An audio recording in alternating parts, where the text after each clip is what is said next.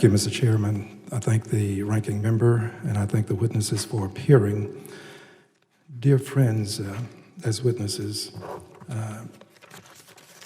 if you are familiar with, and I believe you are, I just want to build the record. If you're familiar with the KKK, will you kindly extend a hand into the air? I believe you are. Let the record reflect that all are. And are you familiar with their cross burning? They call it cross lighting. If you're familiar with them, I'm sure that you know that they do. Would you kindly raise a hand? All hands are in the air for the record. And is it true that, they use this as a means of symbolizing their faith? They claim to be Christians, the members of the Klan. And in burning or lighting the cross, they are exemplifying their faith. I believe as persons familiar with the Klan, doing the kind of work that you do, you probably know this too, but let me just ask you to raise your hands if you know this. Raise your hands, please. Okay, all hands. Now, have we ever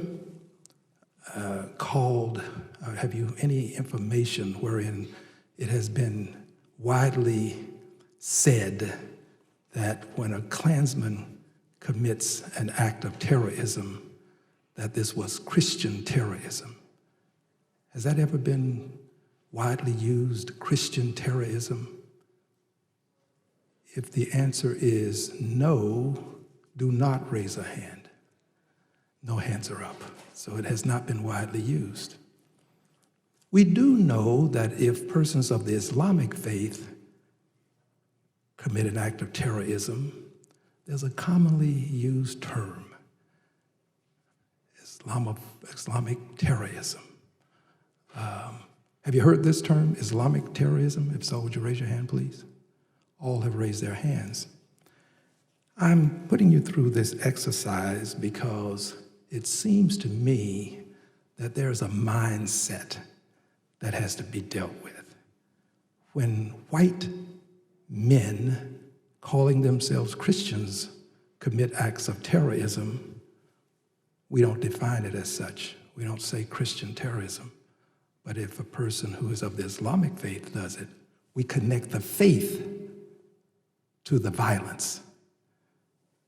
I don't think that the Klan is a Christian organization. I'm the grandson of a preacher. I know that they don't live up to the tenets of Christianity. Then I don't think that those persons who are of the Islamic faith who may commit some violent act or who claim they are, I don't really think that that's Islam.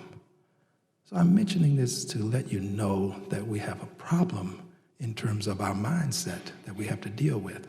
Next point quickly, and I'll tie it all together.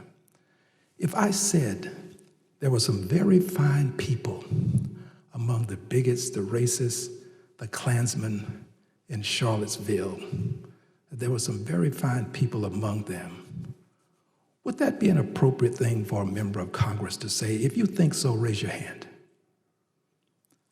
Let the record reflect that no one has raised a hand. So if the president says it, some very fine people among those who were preaching, Jews will not replace us, blood and soil. The president says it. Is it appropriate for the president to say such a thing?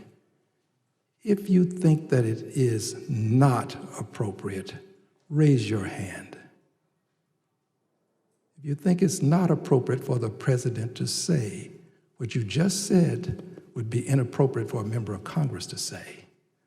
If you think it's not appropriate for the president to say there were some fine people among those folk in Charlottesville where a person lost her life, raise your hand. If you think it's inappropriate for the president to say it, raise your hand. Sir, if I may, at least from the DHS perspective, I think the way we look at it and the way we go after these... Excuse me, please. I greatly appreciate your perspective, but I'm limited on time. So you were quick. You had no problem saying that members of Congress should not use such language, but you refuse to acknowledge that the president should not use such language?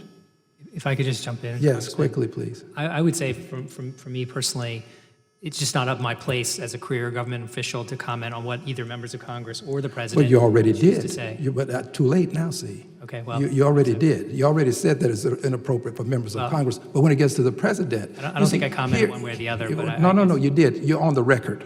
You raised your hand. You're on the record. Here's the point. We who hold public trust have to have the same standard for everyone.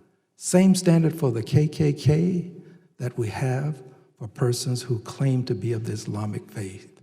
Same standard for, and they are not, same standard for the president that we have for members of Congress. If you can't uphold the same standard, you're doing your country a disservice, my friends. I yield back the balance of my time. Thank you very much.